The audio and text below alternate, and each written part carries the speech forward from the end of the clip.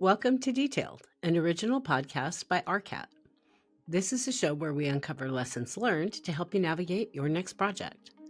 I'm Cherise Lakeside, Senior Spec Writer at RDH Building Science, and your host. My guests today are Philip Keil, Principal, and Troy Miller, Principal, both from Furman Keil Architects in Austin, Texas, one of my favorite cities. With degrees in both industrial engineering and architecture, Philip loves the left brain, right brain thinking inherent in architectural design. Exploring the natural tensions between function and beauty, balancing pragmatic concerns like gravity and waterproofing with artful composition of materials, light, and texture. An Austinite since 1995, Troy grew up outside of Dallas and ventured south to study at UT Austin.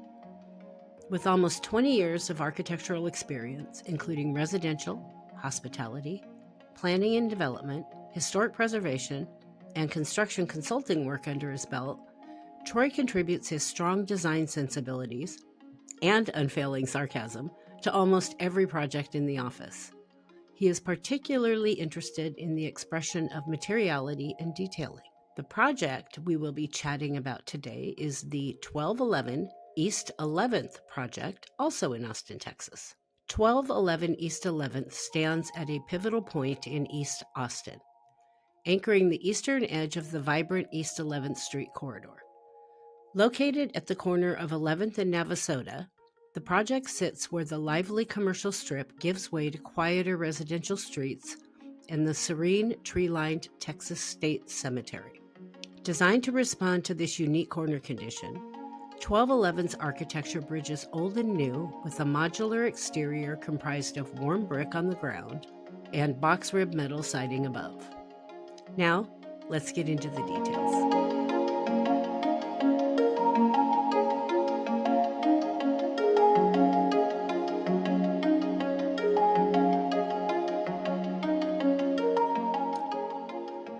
Welcome back to Detailed. My guests today are Philip Keil, Principal, and Troy Miller, also Principal, from Furman Keil Architects in one of my favorite cities, Austin, Texas. Fun city, too. The project we're going to chat about today is the 1211 East 11th project, also in Austin, Texas. Gentlemen, welcome to Detailed. How are you today? Great, thank you. And thanks for having us. Thanks for joining me. I am excited to talk about this project.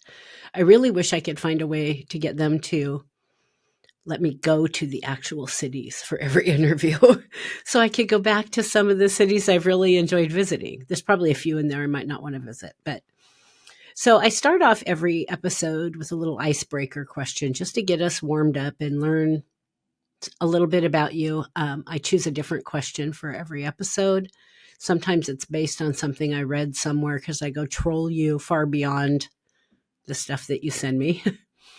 So one of the things I've learned doing this podcast is that almost every architect that I interview has some kind of creative endeavor outside of architecture. I mean, I've heard it all: musicians, woodworkers, all kinds of things.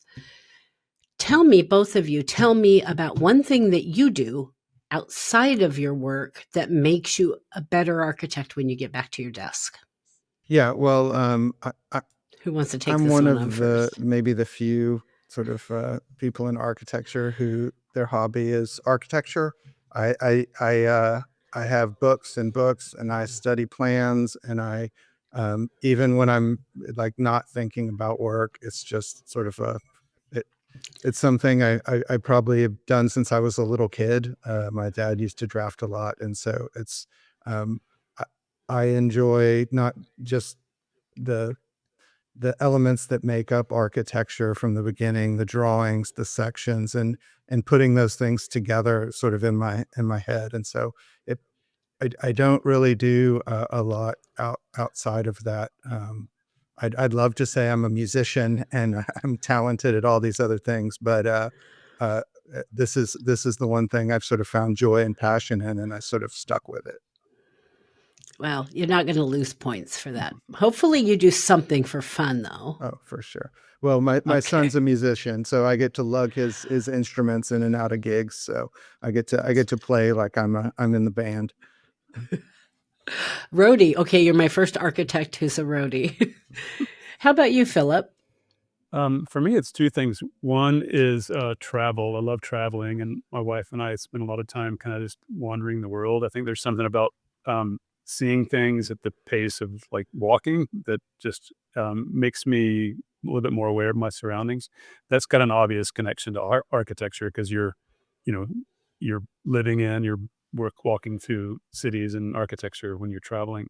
The other thing that's maybe like more is the creative side of things for me is out in my wood shop behind me. I just love spending time out there. I call it tinkering, but it's, I'll have a little metalsmith, like welding blacksmith project one weekend, or I might be out there making something, fine woodworking, like building a box or right now I'm building a bench for our bedroom.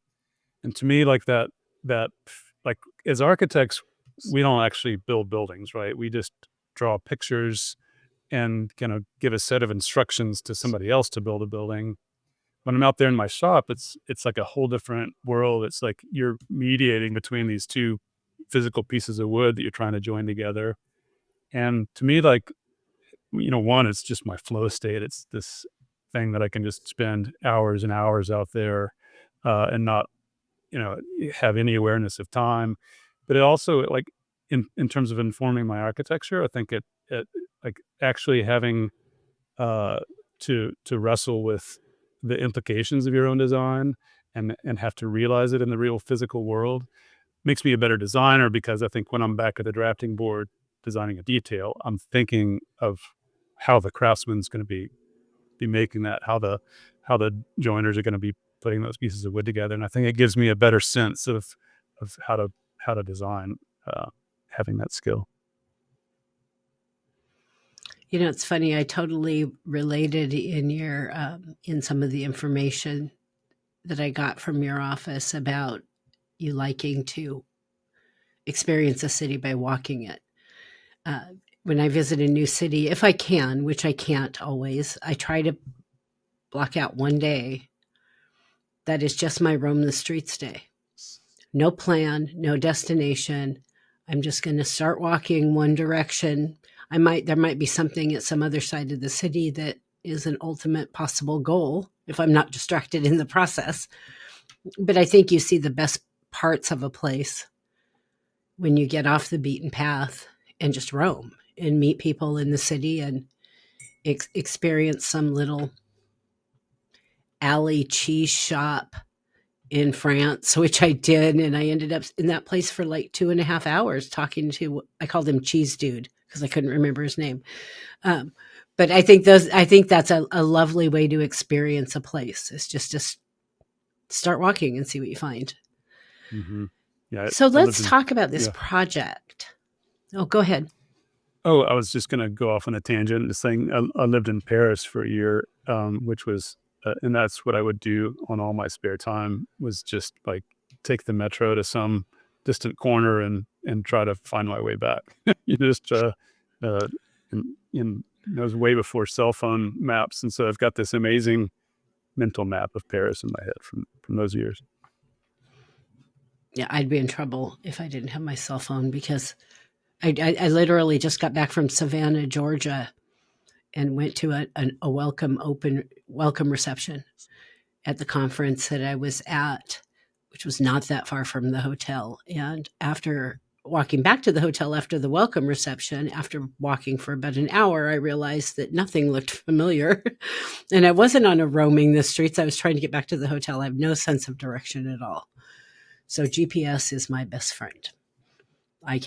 I'll roam the streets, but not without my GPS, or who knows. I could tell you stories. I won't right now, though. Let's talk about this project. So first, one thing I don't think I saw in any of the project descriptions that I got was, what's the story behind this project? What brought this project? What was a need? What brought this project to reality? What was a client looking to achieve? I can take that one, since our office was actually the client for this. We were No, so that's kind of our little secret. But yeah, this is a building. not anymore. Yeah, this was a building that my partner Gary Furman, for the Furman and Keil other half, and I. So we were 10 people packed in a tiny little office on the west side of downtown, and Gary and I realized that the building was telling us whether we could or couldn't hire another person, right? So if we wanted to grow or expand our business, we were stuck, and so we started a search for a new office, and very quickly realized that we were getting a great deal on rent from our old landlord, and couldn't really find something that satisfied us at the right price point. And so we started expanding our search into either buildings that we could remodel or raw land that we could develop, and put our developer hat on, and in the hopes of finding something that expanding our search to find something that we could add value as architects and not just sort of be stuck in the rental market. We did end up finding a really great piece of land on the east side of town, um, and but like it was a complete learning curve for us because we had never developed a property before, and our firm is mostly residential, and so like taking on a commercial project was a big learning curve. But in terms of like the back to your original question, like what was the starting point of this project? It was literally us needing more office space, and undertaking a search for office space that ended up with us buying and developing our own piece of land, and designing and building a building. That's You're not the first architect I've interviewed in the last year that did the exact same thing, but it makes a lot of sense as well, though, because I'm assuming that you aren't taking the whole building, that you're renting out Correct. some parts of the building, or so you have Yeah, it's an because income stream too. And it is, yeah, and like so our office only takes up, I don't know what it exactly is, but a little over a couple thousand square feet, and that type of space just doesn't really exist in terms of having like a an actual like freestanding building that you get all the benefits of what we've got now with your own identity, an address, like there's a it's our calling card now. It's funnily like we were in this group of other sort of a roundtable group of other architects, and everybody, most of the other architects and advisors we talked to, like sort of strongly suggested that we don't undertake, um, you know, building our own building, but foolishly we ignored everybody and did it anyway. And yeah, I'm very glad that we did. I think it really we learned a lot from it in going through that process. We learned, how to be a little bit more humble to the owners sitting across the table from us, and kind of understanding what they go through when they build a building. But it was just a fantastic learning process for us. I don't think you're crazy. I my first architecture firm I worked at for 22 years, and when the economy went south in 2008, so did my firm. And I think one of the mistakes that some architects make is they get too pigeonholed um, into it. In our case, in that firm, one project type. But we didn't have a building that we could have rent income coming from, or other project types we could easily branch into, and it ended up shutting down the firm. I think some architects at least could diversify a little bit more, even outside of architecture, which this is, but it isn't, and it can help shore up during hard economic times. And we're looking at a potential for that again. And so at least make everybody breathe a little bit easier if the contracts stop coming for a while. So I always like to kind of work my way from the outside in. So let's start with the site. What did you have to work with in the beginning? What condition was it in? Was the site a unique shape? Were there any unique challenges related to the site that you had to deal with before you could even start thinking about building? Maybe if you want to jump on sort of the site as it was found, Philip, and then I can sort of go into some of the factors of once we got it to be at the actual site where we went from there. Sure.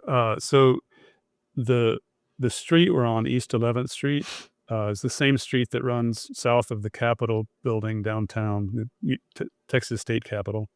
And then it crosses I-35, which is this division between Central Austin and East Austin. And East Austin is a little bit more kind of culturally diverse, a little more funky, we think, interesting neighborhood.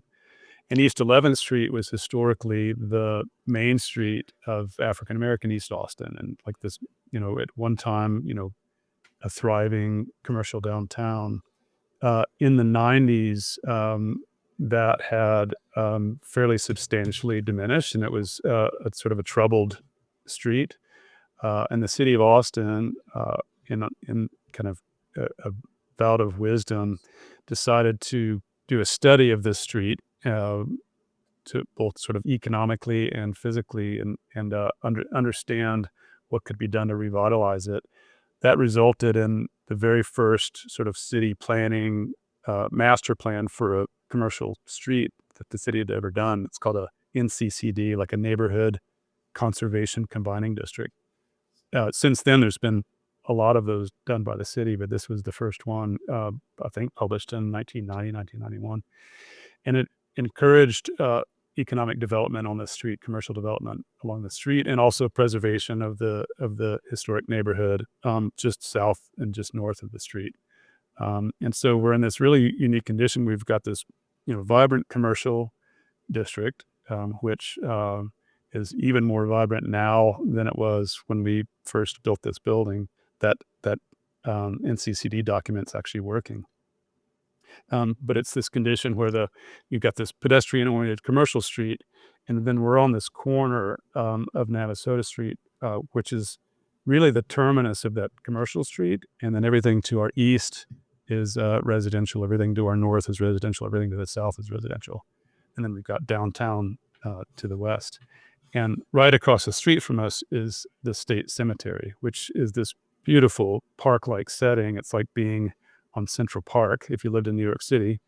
And it will always be taken care of by the state. Thank you, citizens of Texas, for providing us a beautiful view out of our building. But it sets up this really interesting corner condition where, we've got pedestrian, traffic on the north side, and then kind of quiet cemetery and residential on the other sides. And then, so that's kind of the urban condition that we're in. And then the site itself, when we first bought it, it had an existing house on it, this little kind of 1.5 story brick house, not very architecturally interesting. We did look at maybe trying to adapt it or like make some use out of it, and ended up really just not contributing to our program.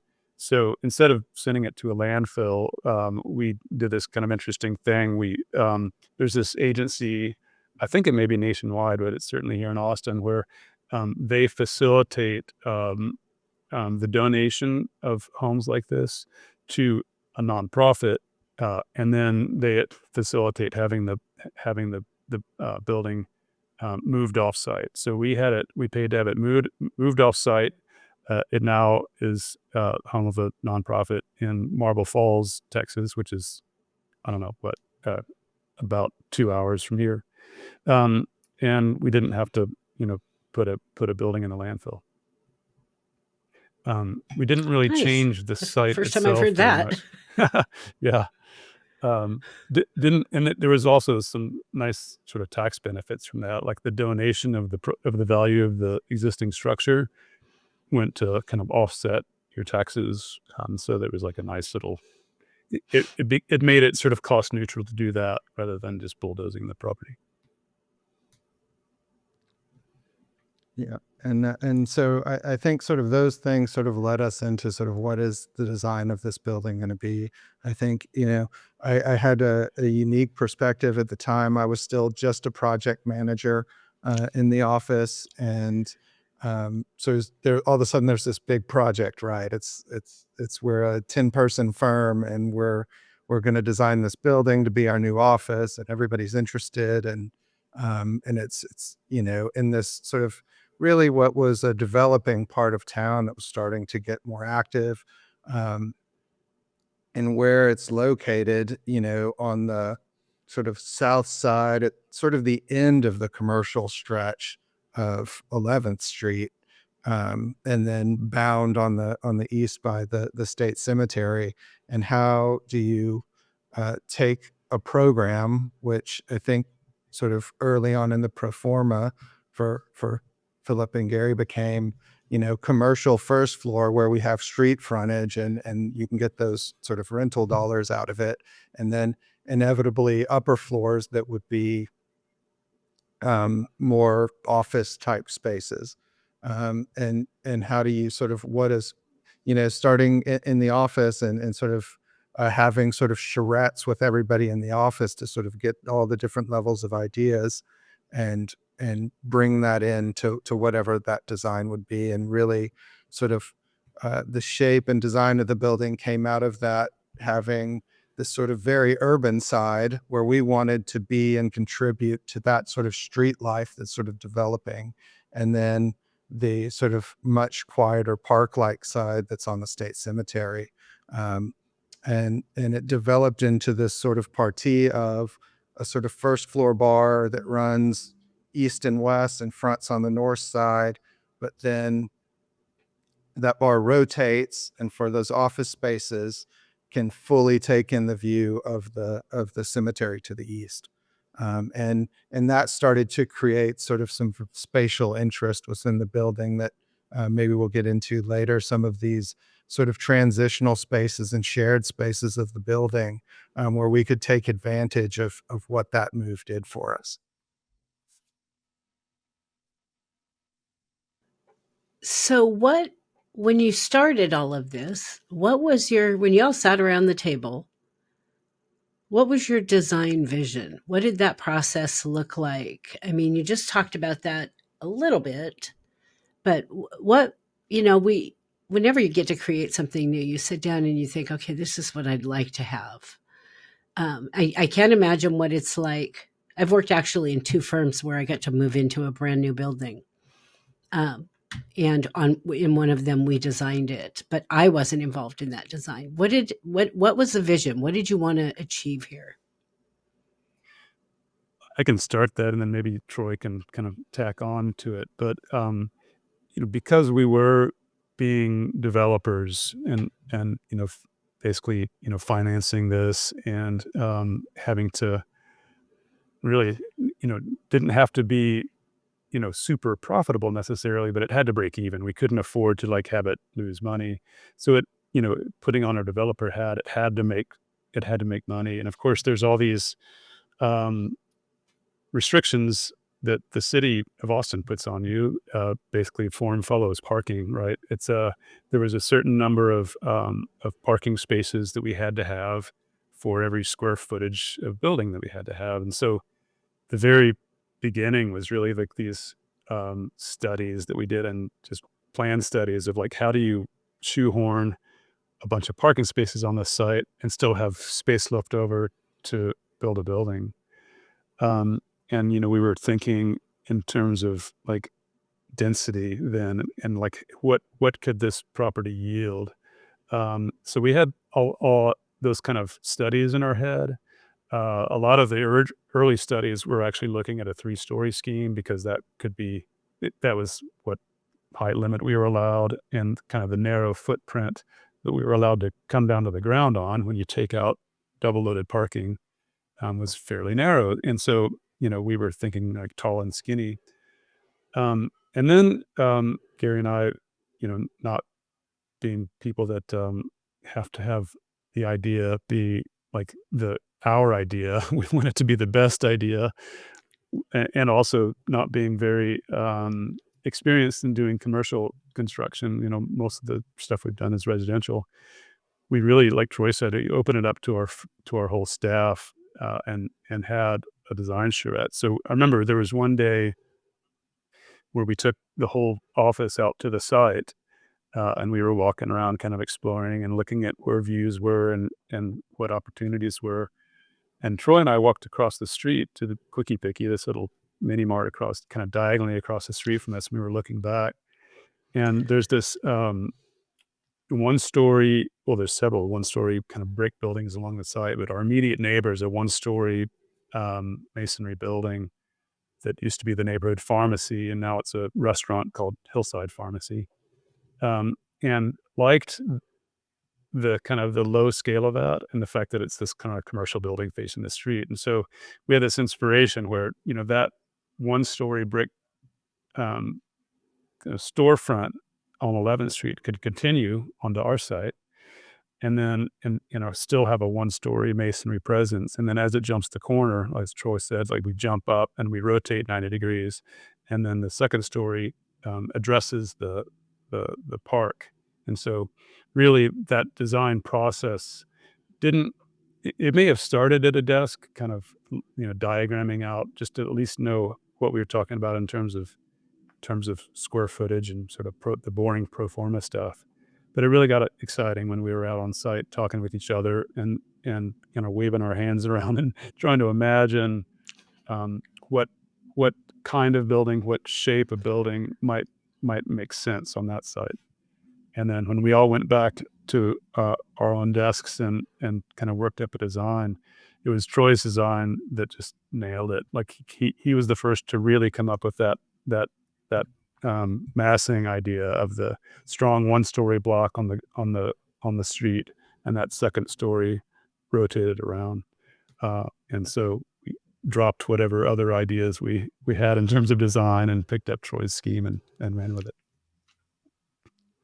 Yeah, and I think that came from, when we're sort of sitting around the table and there's the calculation sort of design, right? That sort of early pre-design where everybody's, here's code, here's what code allows, here's how we maximize code. And then, I think particularly as we're a majority of our work is residential, but we do special projects that are commercial, so they don't get completely outside of that world or pigeonholed into specifically being residential. And so through that whole process and having that many people at the table thinking about it, I think we were able to pull out sort of different ideas from code and really sort of dig in and say, well, wait, what if we can get the same amount of space on 2 floors that we could get on 3 floors? And then how would we do that and get parking and just that openness in the office of being able to tackle it in all those different ways, I think wound up getting us into the best place we could be by just staying open. I have to admit, I love that was your process, because I do think it's easy sometimes for firm leadership to get kind of in their own little silo up there and not always tap in. It takes a whole firm to be successful for any firm. And so I love that you did that. What I don't get is how you got a whole company full of architects to agree on anything. Oh, I can tell you that because it was the 2 principals who got to decide everything because they were the client. We didn't have to go to a board or anything like that. They just got to say, that's it. And we moved on. I always joke that I hate going to lunch with a bunch of architects because it takes like 2 hours to get to the restaurant because they have to stop and critique every detail and every surface and finish of every building you pass. It's like, really? Come on. I'm going to starve to death getting 2 blocks to the restaurant. So Yeah. I was just trying to picture that many architects, because you're all very personally invested, even though I know at the end of the day, it's a principle, the partner's money or whatever, you all have to live and work there. So I imagine everybody took this project pretty personally. Yeah. It's it's not an Of course you opportunity, can. at least on the sort of employee side, that we that we got to partake in. So often the projects we do, we see once or twice when they're actually complete. We don't get to stay there. We don't get to live in them or understand how we would live or work there. Particularly when we do, like I said, most of our work's residential. So yeah, I think knowing that it was a space that we were going to inhabit sort of made it special to all of us on the sort of project manager and staff side. Well, now that I Yeah, know that secret, you just triggered another question in my head. Don't let me forget to ask towards the end because I don't want to ask it yet. Go ahead, Philip.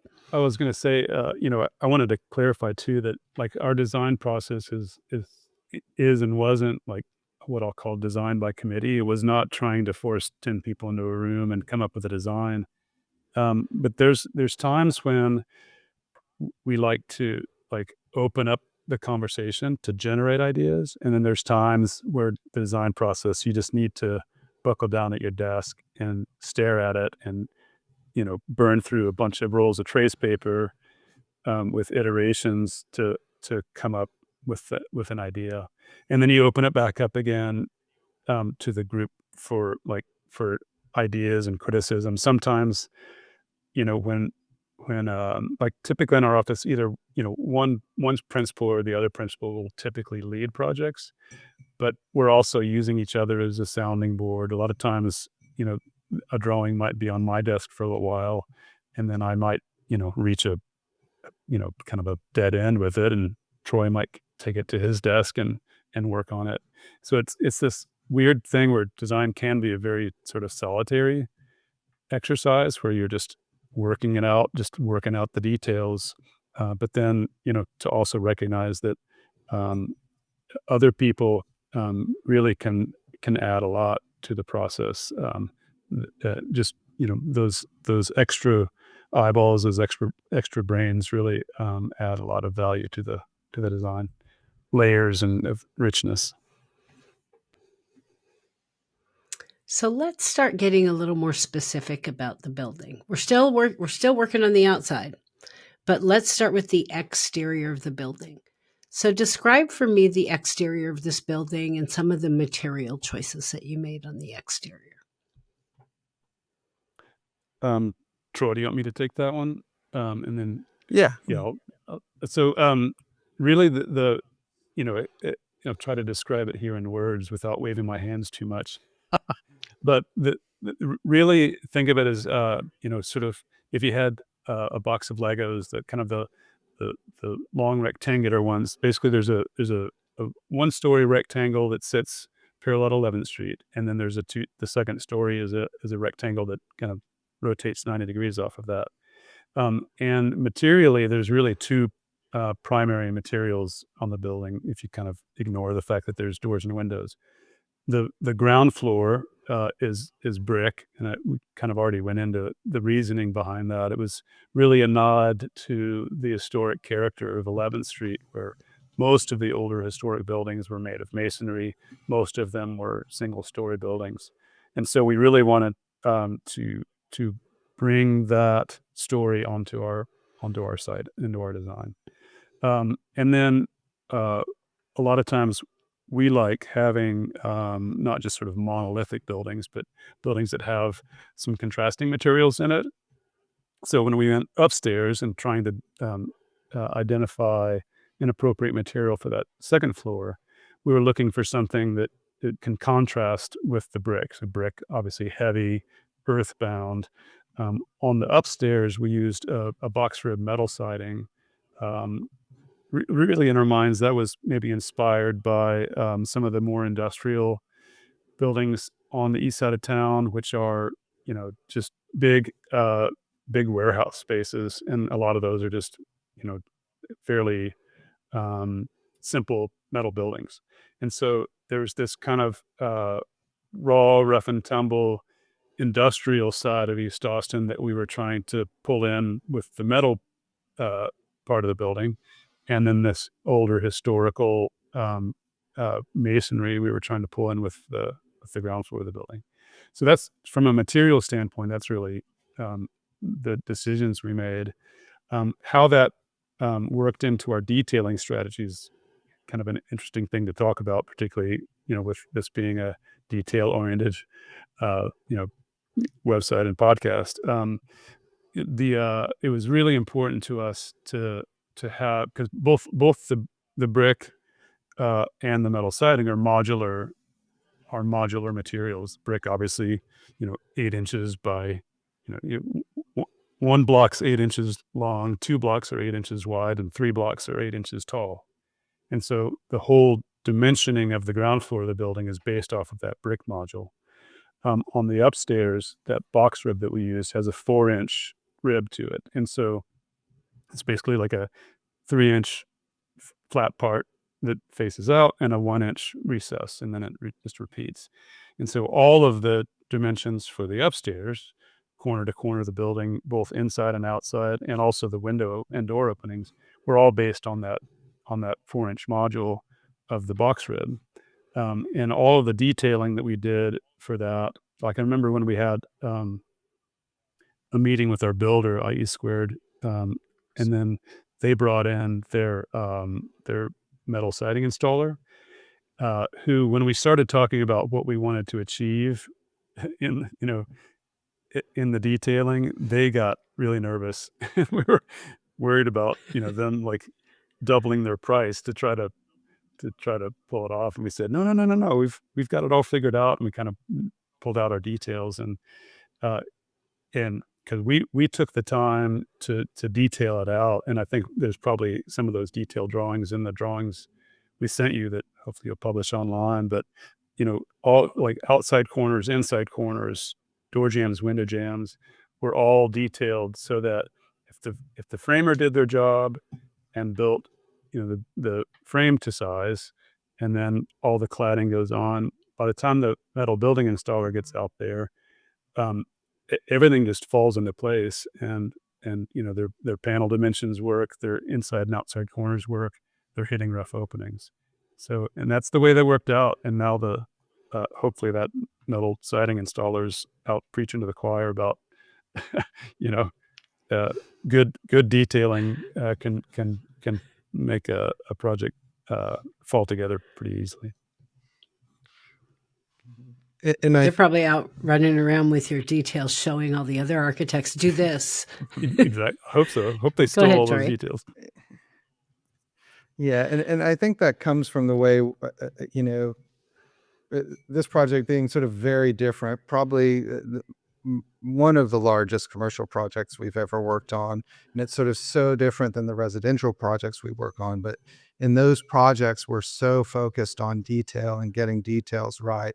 And if there's a line that tracks around the building, making sure if that line breaks, it's intentional, or that we're making sure the detail on the back side of the building aligns with the detail on the front side of the building.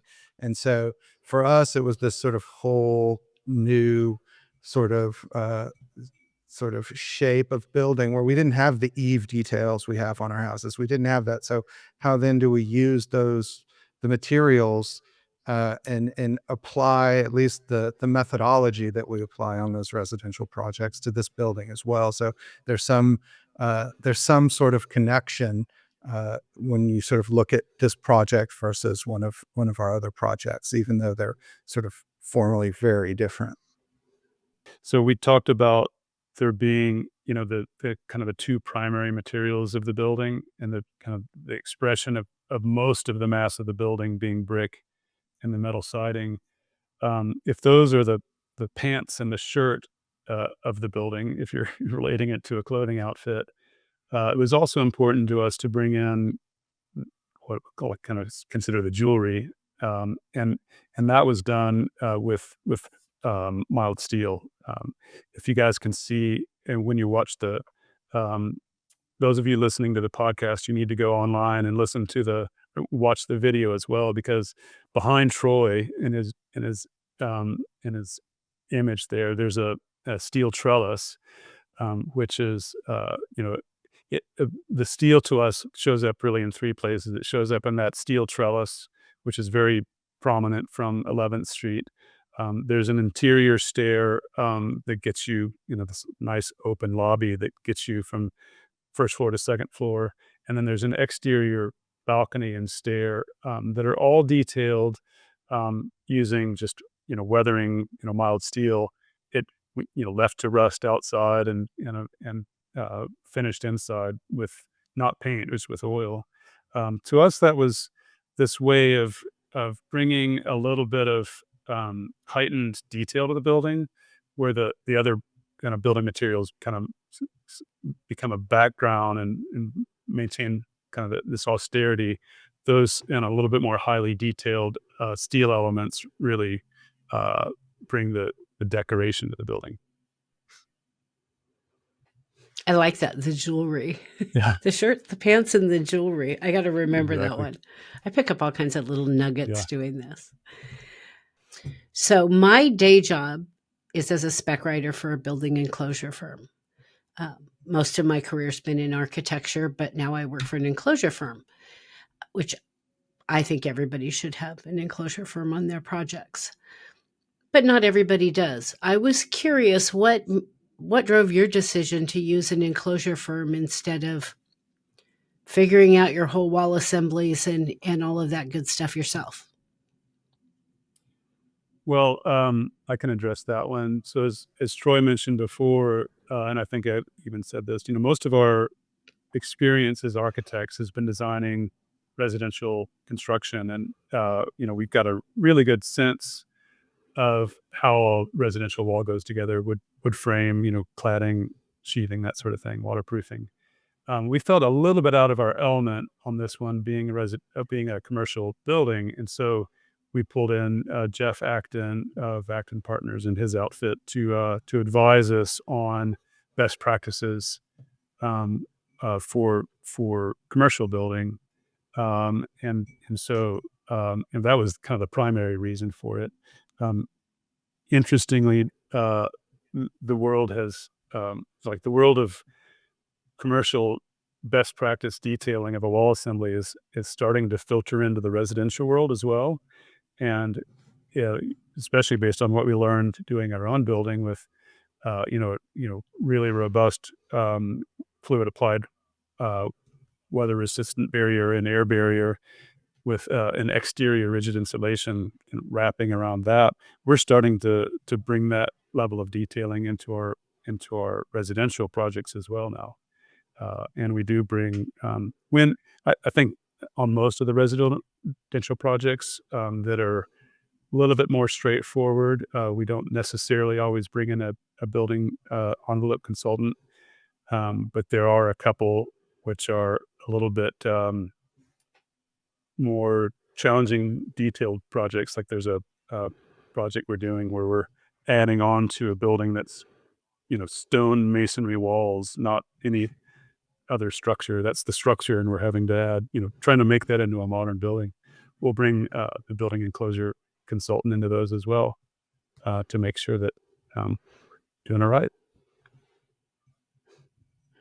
Well, I applaud you for being humble enough to do that.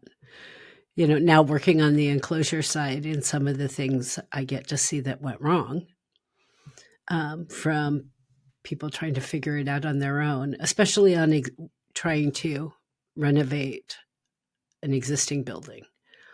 That's harder to do, to take an old building and bring it up to a good current state and a nice tight building. So kudos to you. I had to ask that when I saw it. So we're going to talk about the parking for just a minute more, because I will tell you, at first glance of the photos of the building from the street, it appeared to me there's no parking. In Oregon, like Austin, of course, I'm in Portland, so keep Portland weird. You've heard that one, right? Keep Austin weird. You guys stole that from us, by the way. Just so you know, we had it first. It appeared to me there was no parking in here. In Portland, you have to. It's kind of that designing around the required parking situation here as well. And so I was thinking, okay, that looks like a pretty tight site. Where's the parking? Like, is it just street parking? I thought, okay, well, maybe they have different rules. But then I discovered that was not the case. You do have parking. Describe So paint a verbal picture for our listeners of where exactly this parking is, and what did you have to do to make that work within your design for the building? Well, maybe I'll jump in, Philip. It's it's so basically, if you imagine we're on a more or less square lot with a street on the north side and a street on the east side.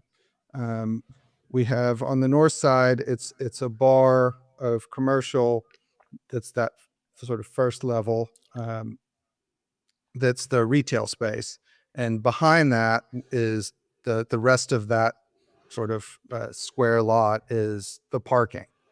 And so when the top bar sort of shifted to swing out, it basically, the two-story portion swings out over and creates covered parking on roughly half of the parking spaces on the lot, which it's in a lot of ways, it just created interest as you sort of enter and you come in under the building.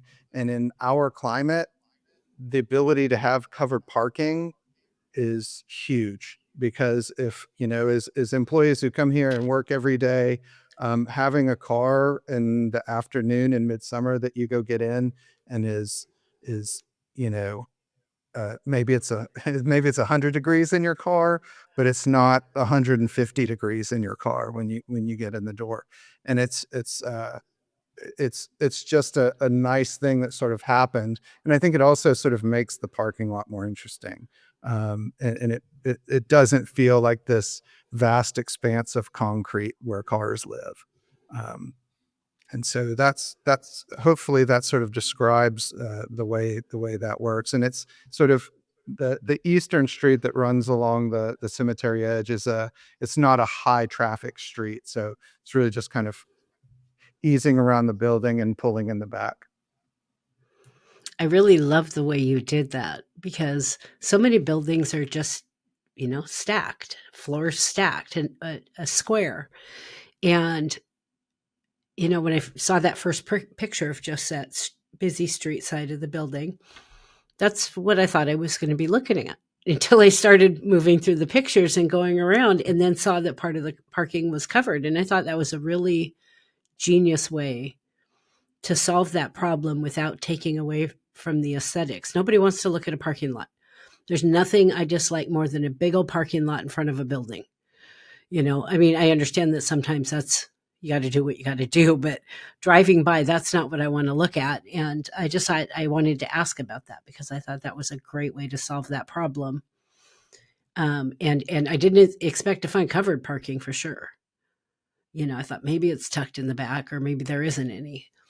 I think it was one of those design solutions that just ticks so many boxes for us. I mean, it's like, if we had this goal of making the 11th Street side, pedestrian friendly, to bring a driveway through there and, have cars cutting in front of pedestrians is not the best idea, right? Like safety and otherwise. And then also to have it contribute to, as Troy said, the shaded parking, to have it contribute to an interesting massing element. It just is one of those solutions that, when we came up with it, just seemed like a no-brainer to carry out. Well, you did a fantastic job. So I've been waiting for this question, because it's one of my favorite things about the building. Workplaces in general, office space, or just a workplace in general, can often feel pretty disconnected from the outside world. I worked in one office where, we were up on the 18th floor. You're on your own little planet up there. And oftentimes it's like that, because all that matters at the end of the day for a developer, the most important thing is that rentable square footage. They want to get, I've worked for developers, they want to get every last quarter of an inch out of that. And they're not all like that, but at the end of the day, they have to make money. And so they want as many rentable square feet as possible. So you have this outdoor patio that kind of connects that second floor to the street and the outdoor world. and some outdoor walkways and stairs on this building. And these are all places where you probably could have squeezed out some extra rentable square feet. And you didn't. You chose to have this space that I fell in love with as soon as I saw it. So tell me about that decision. I mean, that patio is a chunk of space. And you gave it up, at least as, as renting it out to somebody to have that for, I'm assuming that's by where your office is, but it's available right, to the whole building. It's right behind Troy. You can see that trellis over Troy's head. For those of you seeing the video, is the trellis on that terrace, and that looks back down to 11th Street. And so, I think there's two answers to that, Cherise. One is I'll put my developer hat on first, and say that the city of Austin, when you're doing those calculations on how much parking you need per gross square foot, the outdoor spaces don't count towards your gross square footage. And so, and we're required, as everybody probably listening to this podcast knows, that, for egress from a second story, you need 2 stairwells to get people out safely. If one's blocked from a fire, you need to be able to go to the other one. So, sort of cheating a little bit on, the city's pro forma requirements for the amount of parking. When we put the secondary staircase and the call it the corridor leading to it is really a balcony, it's outdoors, that does not count towards our gross square footage. Therefore, we don't have to provide extra parking for it. So that was one, like, particularly for the stairway, that was a very definite reason that we put that outdoors. The terrace is a little bit different. One, it was sort of a result of our massing decision. We keep describing these 2 volumes that where the upper volume rotates away from the lower volume, that left the rooftop of the I'll call it the western half of the lower masonry mass open. Like there was not a building sitting on top of that. And so we organized our lobby in such a way that it came up and looked right out onto that rooftop. And then instead of just having it be a roof and doing the cheapest thing possible, we spent the extra money to turn it into an occupiable terrace, which really just, again, we're not charging rent for it, but we think it makes our building so much nicer, so much more desirable a building to be in, that we can probably charge more rent because of that. I hope my tenants are not listening to this. But I think they would agree, like that having those generous and well-designed, I'll call them public spaces, like common spaces in our building, was really important to us. Again, we're not doing this as a developer that is trying to sell it and make top dollar, just sort of flip it, right? We're designing this for ourselves and what we're going to be our future neighbors in this building. And so this sort of generosity of those common spaces is really important in terms of having a nice place to work and spend a lot of your time. Actually, the design of the common spaces is quite compact, and it does not it's not a very large percentage. The indoor conditioned common spaces, it's not a very high percentage, and so the building is quite efficient in the way that it stacks and has a pretty tight core, and then having these outdoor spaces that contribute to the livability of the building without having to air condition them. I think it makes them more pleasant, more livable, and may cost them upfront money, but in terms of maintenance and air conditioning and all that, it's actually cheaper. Well, and I think as somebody who works and gets to enjoy this space, I think to maybe the point earlier about walking around cities and architects constantly commenting on the things we see. And we always talk about like how buildings could be a better part of the fabric of where they are. And I think sort of those early discussions were about how do we make this building a part of this sort of fairly high use sort of public area where there's lots of pedestrians and things, and connect back to it and make the building feel like part of it. And kudos to Philip and Gary for being willing to put their sort of money where their mouth is and make that happen. Well, I hadn't thought about it before, but it's a great way to attract good staff as well. I mean, nobody wants to work in a dark, closed-in box, Yeah. and so there's a side benefit. I tell you Were what, there any also, like, sustainability goals? Oh, I sorry. was Go gonna ahead. wait. So one more comment about that terrace. During COVID, that was a lifesaver. Like we use that all the time for outdoor meetings. Both our office and our tenants use it for either for meetings or for gathering. There's a Pilates studio downstairs that will occasionally have classes outside up on that terrace. There's a gift shop downstairs that'll have kind of open house events up there. Our office has sponsored the this Austin studio tour, and we'll have events and kind of parties that out there. So it really has been uh, a contributor to the kind of the life of the building to have that space out there. Well, I think it was a great decision. This is, especially in the Pacific Northwest, this is a question I ask everybody.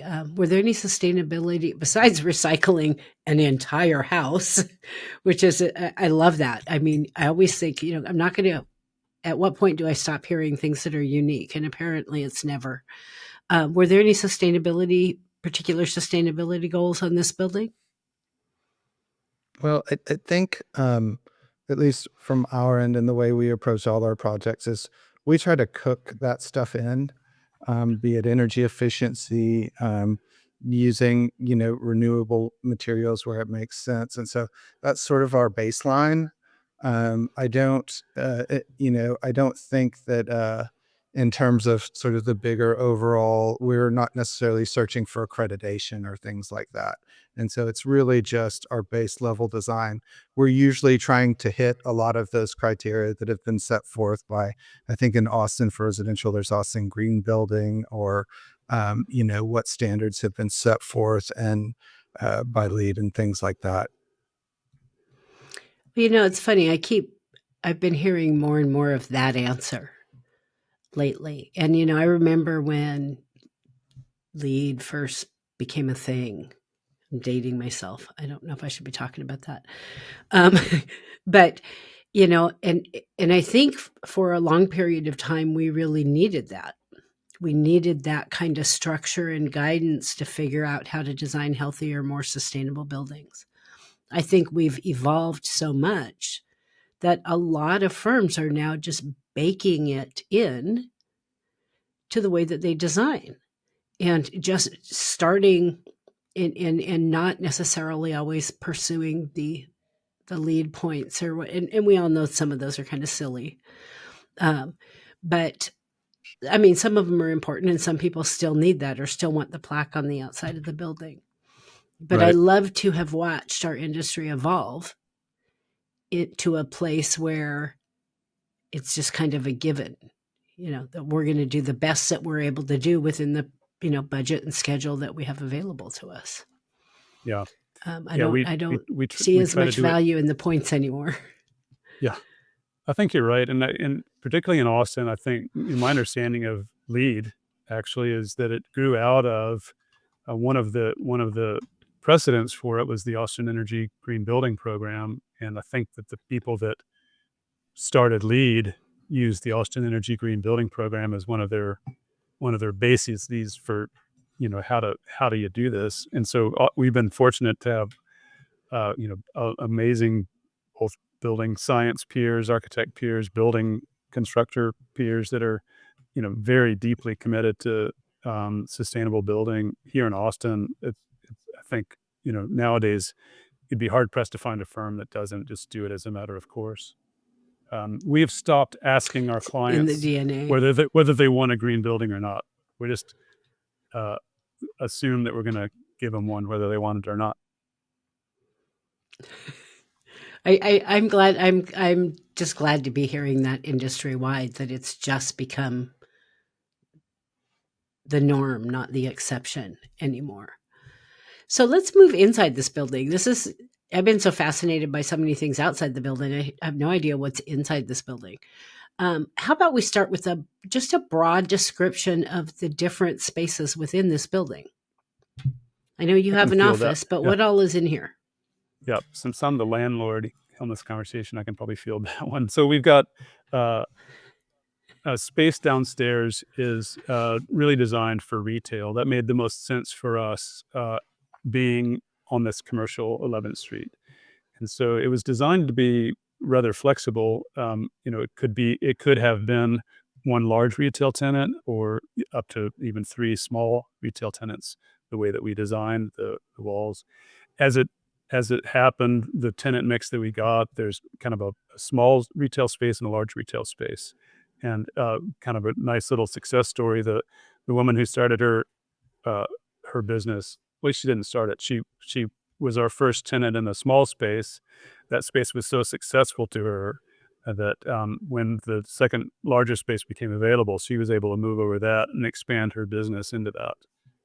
And so, so definitely downstairs retail, and then upstairs is a series of offices.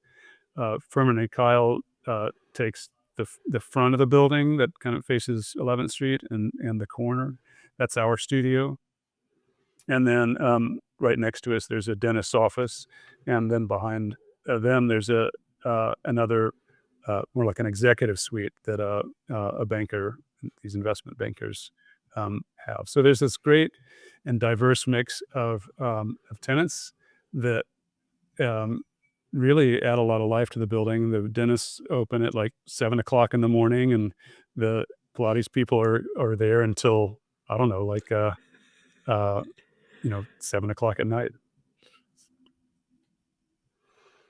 So definitely traffic moving in and around the building. Definitely a lot of traffic in the building. In terms of the design of the building, it's pretty austere on the inside. So it's a metal frame structure, and we one of our design aesthetics is just I could just call it honesty of expression, where if it's a wood frame building, there's this rhythm of structure that we just like to express. And so, kind of what you see is what you get.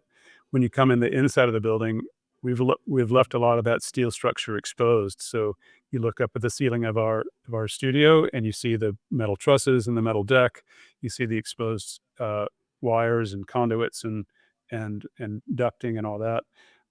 We don't mind seeing that. It gives it maybe a little bit of an industrial edge to our office, but we think it also adds interest and it just is. We'd rather spend more money on a spiral metal duct that is nice to look at rather than using a cheap duct that's not quite as energy efficient or not as cleanable, and then spending money on a hung ceiling, acoustic ceiling. So I think it both fits into our aesthetic of this honesty of expression, and it also was budget friendly in terms of this kind of austere look of concrete and sheetrock and metal. And then there are places, again, like back to that idea of the jewelry. If the backdrop of the interiors is fairly austere, there's a few places that we've brought in some nicer materials. In our lobby and in our bathrooms, we use tile. We have single user bathrooms, which we're huge proponents of in commercial construction for so many reasons. But it gives our bathrooms this kind of more residential feel. Again, it's our calling card. When our clients go to the bathroom, we want them to feel like they're in a well-designed space, and we're using, so in the interiors of the public areas, we're using tile to be the jewelry, the decorative elements. In our own workspace, again, all those materials of the concrete, the sheetrock, the metal, are pretty cold materials, and so and we use wood a lot in our residential construction. So we've got this whole wall of the kind of surrounds the box that is our conference room and plotter room.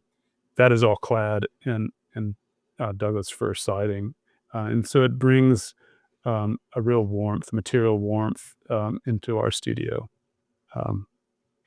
that those other materials just don't have. So I'm curious. I tend to go off track, which I'm about to do. So you talked about the main floor being flexible. It could be 3 small spaces, one bigger, one smaller, one big space.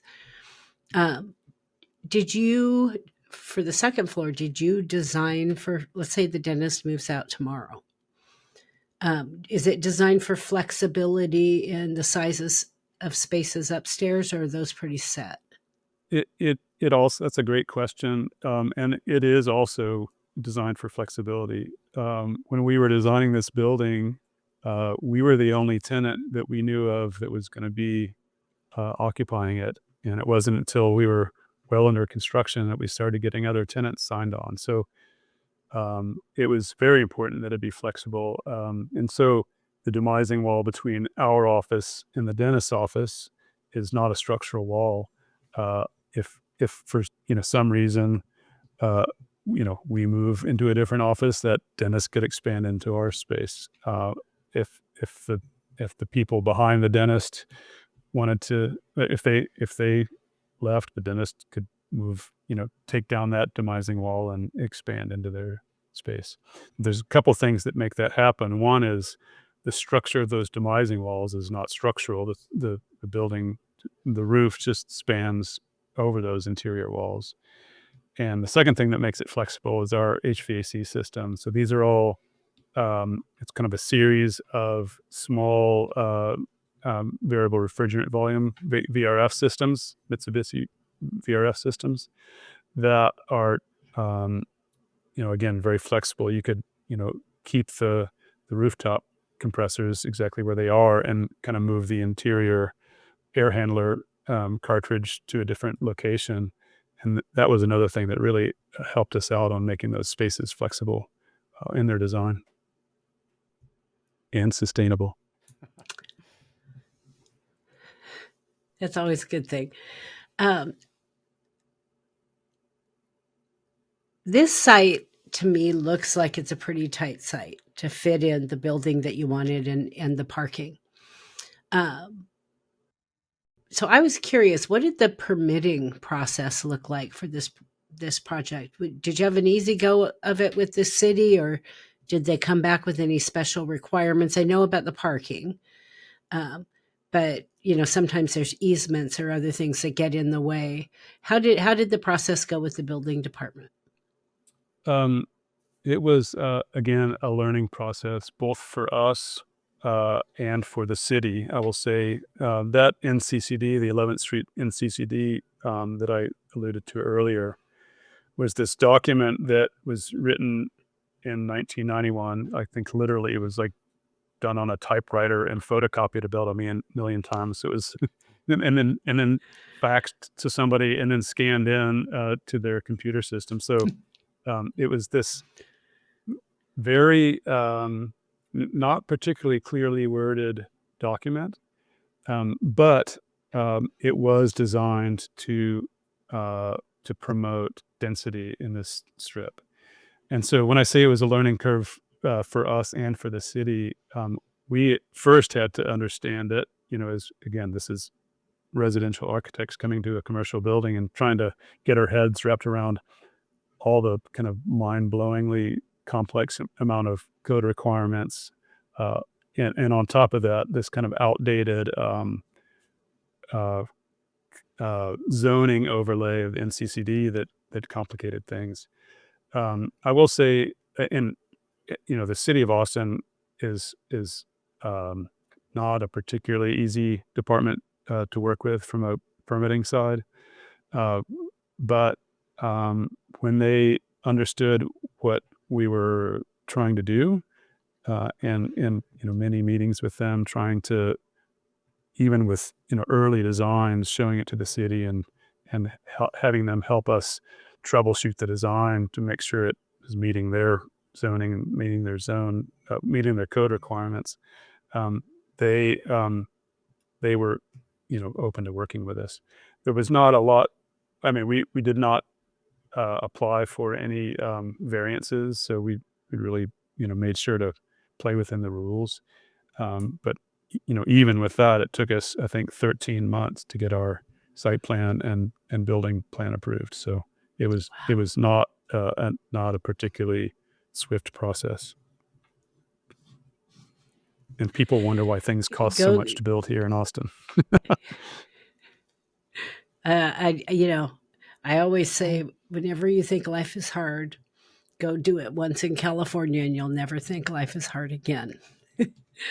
But hands down, in any arena I've worked in, we have 12 offices in my company, and I'm the spec writer for all 12. But every company the last 3 companies I've worked for all had offices in California. And I'll tell you, I joke that it's like working on Mars. And every time I get frustrated about something, I just think of a California project, and I'm like, okay, you don't sweat the small stuff. So I love it. The next couple of questions are 2 of my favorites, and there's a handful of questions that are in every interview, and then the rest are specific. From a design perspective, for both of you, what would you say was the most difficult challenge with this building to make happen, and how did you navigate it? Yeah, I think specific to design, really for us, it was that learning curve of residential architects having to, get around a lack of understanding at the beginning of commercial codes, commercial zoning, commercial everything, commercial detailing. It was just a really, different.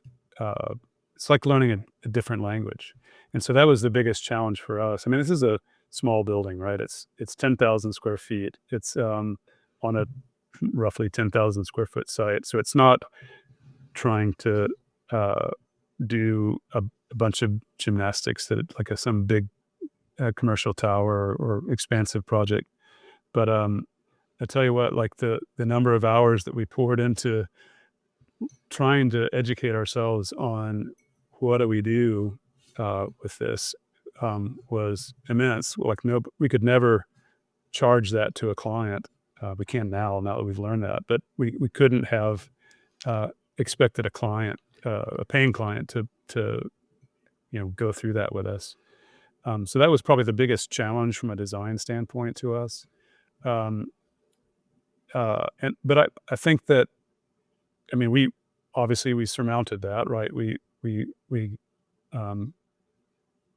got ourselves into a position where we were knowledgeable enough to pull it off. And I think that I'd like to think that maybe us approaching it from that novel approach, like not knowing all the easy answers that like maybe somebody who's more experienced or adept at commercial construction.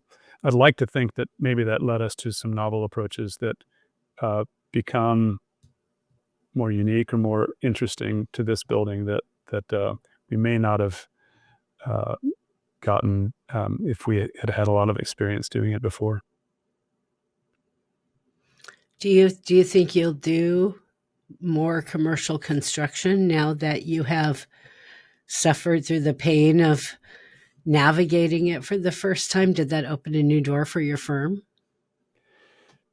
We have done several other commercial projects. We did a couple before this, and so it wasn't entirely our first, but it was, certainly our first of this scale that we were doing on our own.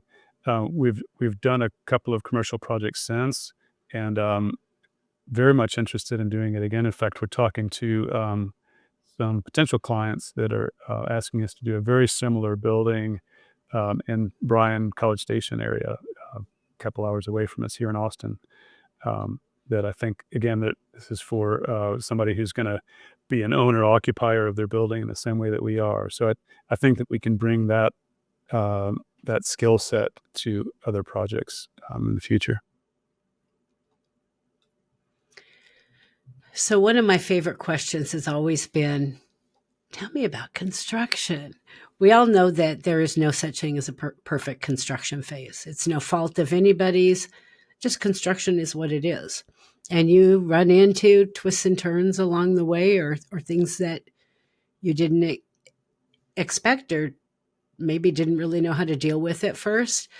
So I'd love to hear about at least one construction surprise that you ran into during the project and how you solved it. I don't believe in calling them problems, because construction is just one big problem-solving experience. Yeah, opportunities. Yeah. Love that word. Well, I'm going to give a big shout out to our builder, IE Squared. I think that, having a bunch of architects as your client can't be the easiest task, and I give them a lot of credit for being patient with them.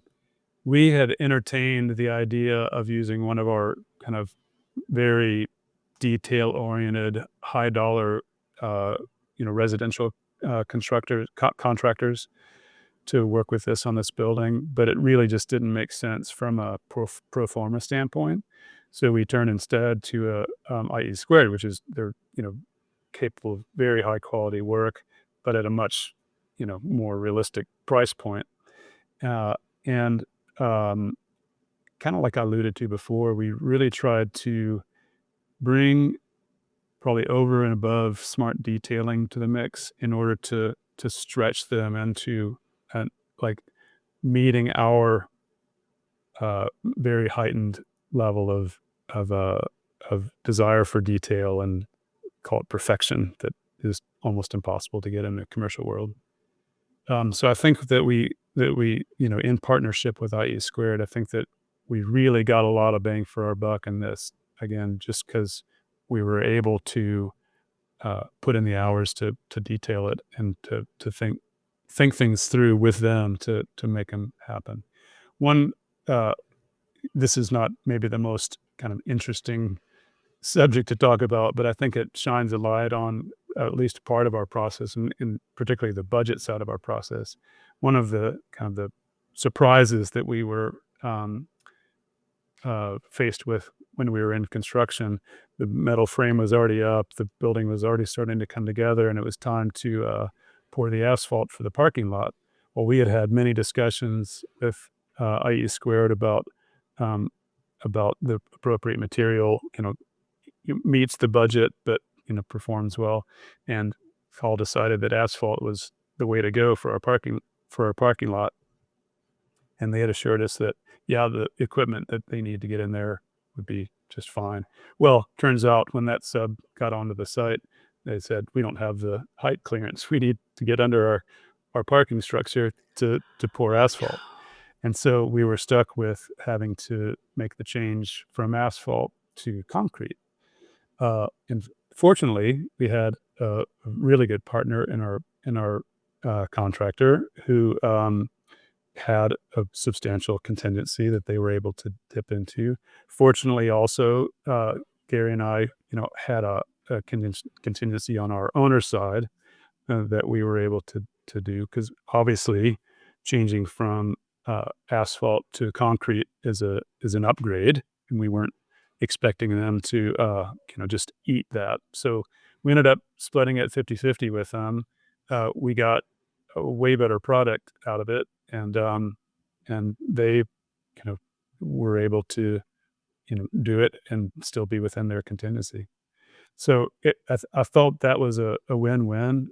We got I certainly in the Texas heat, having a light colored parking surface out there is way friendlier than having a bunch of black tarmac out there. So it's a better product, and again, it's shines a good light on why everybody should have strong contingencies in their budgets when they're moving into a construction project. Trust me, that's great advice. And you can say that budgets are boring, but without a good budget you can follow, there is no project. Exactly. So and we like in partnership with IE Squared, we basically used kind of the budget and also the change order process. We think in kind of in the best way possible. There were some things that we held back until we knew that all the other budget items were going to be in place. Like the jewelry that I was talking about before, that was a variable. We could have really dialed that down and made it a lot simpler and cheaper. But when we had farther into the project a clear understanding of how much money we had to spend on that jewelry, we were able to sort of maximize the design of that, and really spend every last penny of our contingency. The final building budget came. I think the final building cost came within. I think it was $500 of our original budget. So, wow, which is and with a few change orders, but those change orders again were not done out of surprise. They were a tool that we used in order to make the building meet the budget.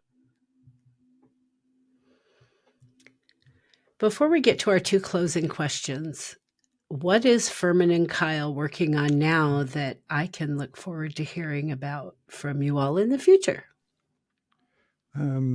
Well, I think we've got lots of projects in the hopper. I think we're working on a foundation sort of out in East Texas. That's for the Temple Inland Foundation. That's the Temple Foundation, and it's sort of in forest area conservancy, and then maybe a little more sort of technically interesting. I think Philip alluded to it earlier. We have a project in Westlake, which is just west of Austin, and it was called Campcraft, and it's like an old sort of Austin area sort of summer camp where all the sort of old Austin people. There's stories about Willie Nelson's family camping out here, that we're actually taking these original stone masonry inside to outside stone buildings and sort of rearranging those buildings and adding to them to make a single family home. But and all of the sort of technical machinations of, wow, in our climate, mass walls are not a great thing. And how do you waterproof a wall that's existed for, 80 years, 100 years, whatever it is? And sort of working, and it's such a cool project to work on because I worked on it sort of early on. It's actually changed clients, but I got to go out to the site a week ago, and there's just like people show up on the other side of the fence to tell you stories about how they camped there when they were kids. And so that's kind of this sort of cool place and sort of, salvaging a little bit of history, and people really appreciate what we're doing. And it's such a great feeling when people sort of take interest in the projects we're doing. That sounds incredibly interesting. So you're going to need to call me when you're done so we can talk about it. Cause I'm already like, well, I want to know how he's going to solve that. So our two closing questions, I always start with a broader industry question and then the final question everybody gets. So I was just returned last week speaking at a conference, and my topic was understanding and working more effectively with young professionals. I do a lot of teaching and mentoring outside of all my other crazy adventures. I had I won't go into details because I don't want to offend anybody, but I had some interesting feedback from an attendee there after that presentation that really sent me the message that we need to do better. Then I read an article talking about the top issues in architecture that we face in our industry today. Like, what are some of those top issues? And one of them was the challenge of retaining good staff.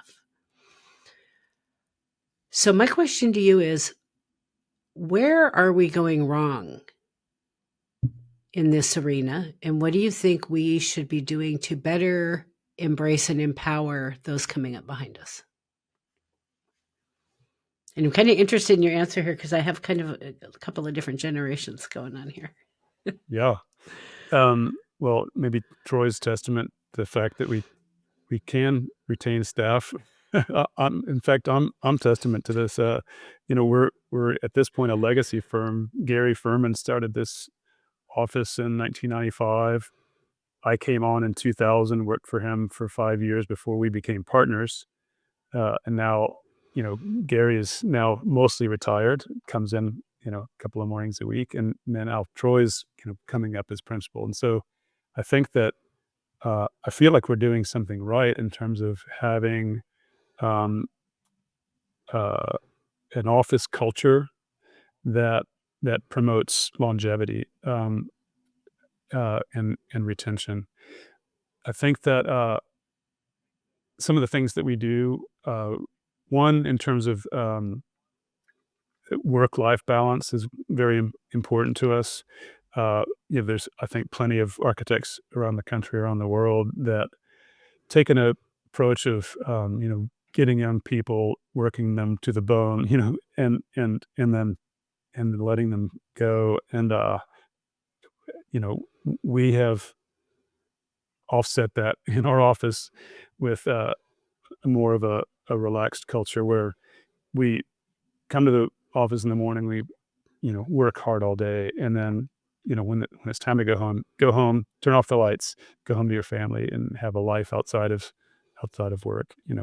Um, so that's part of it. And I think the other part of it is really creating an environment that is a mentoring environment where we like to think of it as a studio even more than we like to think of it as an office where Troy and I maybe are the professors and our employees are kind of the students um, it kind of makes it sound like we're the old masters that are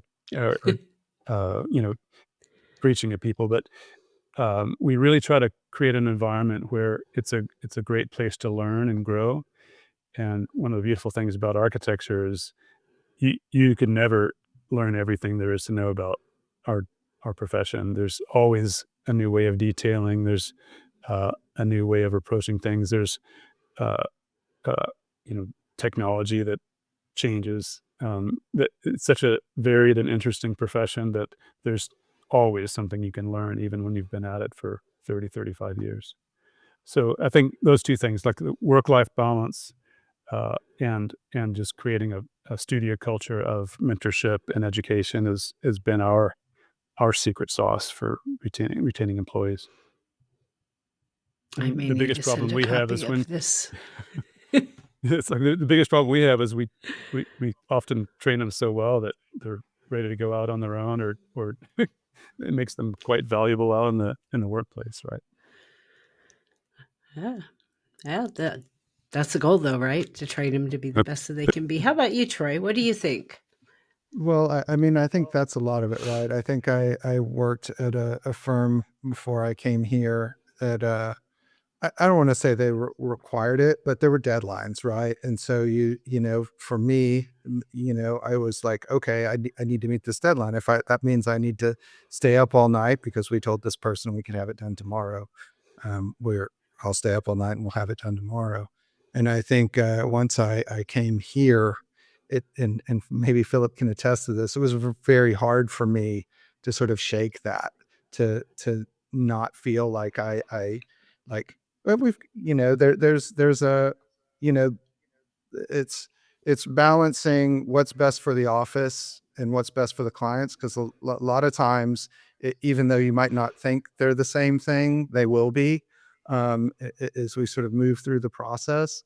And so if we're not going to get to this point, this sort of arbitrary point we set for ourselves, well, it's okay for us to go in with what we have and meet with the client, or to, as long as we're proactive about it, it's talking to the client, letting them know, letting them understand they're human and people too. And so I think at least my experience here has been one where And I hope we continue it where, yeah, we really do try to work 40 hours a week. And there's always going to be, okay, I've got to spend a little more time today, or I've worked my 40 hours, but we have a meeting on Friday afternoon or whatever that is. And that's all great. That's why hopefully everybody's, uh, uh, we're able to pay, good salaries. And I think it's trying to balance all that stuff, and hopefully we're doing it pretty well. I think everybody's pretty happy, and I think the other side is when I came here is, I think with Gary and Philip, and I think I've seen it in some of the younger people coming up, is feeling, uh, having the ability and feeling like you can question up, and advocate for yourself without being penalized for it. It's always here felt okay that we can, when we're frustrated or struggling, even if it's, even if I'm, looking at you, Philip, that I can say that that's what it was, like, hey, this happened and I've got a problem with that and we can work it out. And so I think it's being open, it's respecting that we're all people. We have lives outside of the office too.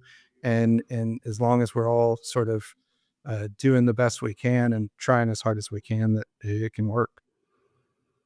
I love that. And I could so relate to how you started that conversation about when you came there and you struggled a little bit, shaking. I was brought up in this business. My first job in this business was at 17, which I'm not going to tell you how many years ago that was, but it's been a while. And I still feel guilty if I work 40 hours in a week. I feel like I'm somehow falling down or failing if it's not 50 plus. Um, because that was such a inherent part of our culture for so long. But that's changing, and that was my message at this conference. I did a workshop on specifications as well, but my message at this conference was, this is changing. You need to step up, is basically what it was. And I got some pushback on that. And so I absolutely love your answer, because you just said what I just said. It's a different day and age, and we are all human beings, and hopefully we've evolved over time and better understand what's important. So thank you for sharing that with me. Final question. Everybody has to answer this question. I always very sarcastically, for you, Troy, very sarcastically joke that this is the easiest question of the day. We all hope to live a life that leaves some kind of contribution to make the world a better place. I really, truly like to believe that. So, personal or professional, what do you hope your impact will be? I don't have like grand plans. I think it's sort of more on that small scale of that. I feel lucky that I get to do architecture. I think having a creative pursuit is something that I enjoy, and would really be lost without. And so to get to do this and make a living at it.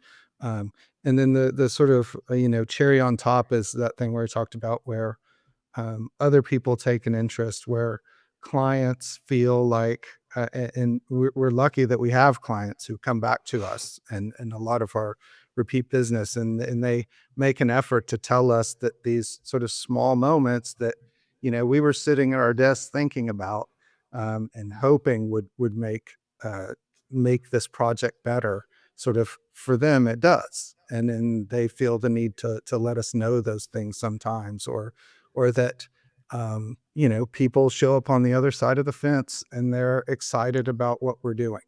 And it doesn't, for me, it doesn't have to be any more than that. As long as I'm sort of doing those kinds of things, and getting, and hopefully getting that feedback, knowing that I'm doing the right thing and making things is a little bit better, is sort of good. So, Troy, I constantly tell people that it's the little things that you often don't ever get to hear back that make some of the biggest impacts. And I call them ripples. That one little thing you do ripples into some other little thing somebody else does, or some impact.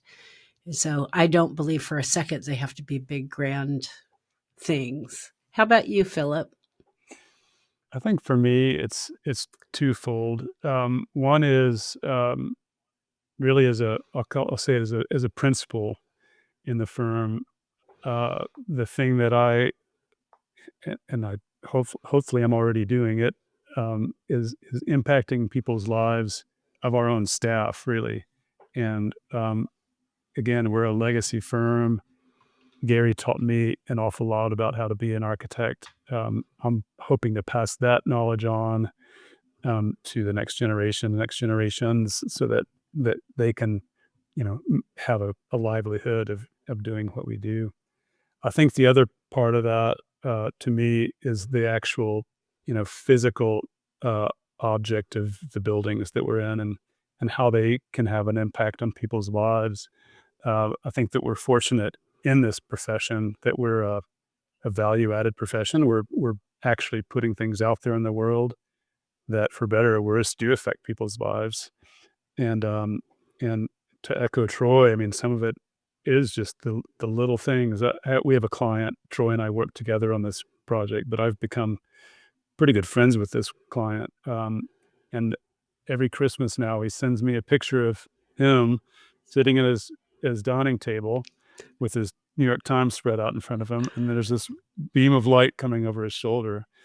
And that's him recognizing to us, telling us that, hey, when I came to you, my architect, and asked to design me a place that I could sit on Sunday mornings and read my newspaper and have my coffee with light coming in over my shoulder, we've delivered that to him, and he appreciates it. And so, yeah, all these decisions we make as architects, that we put out there in the world, that people live in, work in, etc., they do have an effect on people's lives. And I think that really does have quite an ability to make people's lives better, even if it's just a little bit nicer place to read your paper on a Sunday morning.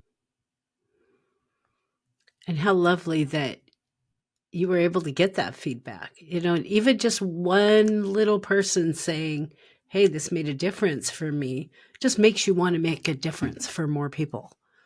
Or at least it does for me. I'm crazy, though. Gentlemen, thank you so much for joining me today. I hope you'll come back, especially when that stone house building thing is done, because I really want to. I want to hear how you waterproof that. Watch this space. And you might want to listen. One of my very early episodes on this podcast was on the Belvedere Castle in New York. And it was a building enclosure consultant that I interviewed, and she had some similar waterproofing issues. You might want to go listen to that. You might get some good tips. Way back in the beginning. Yeah, we are bringing in a waterproofing consultant. All right. Thank you, Cherise. Smart move. Thank you. Thank you.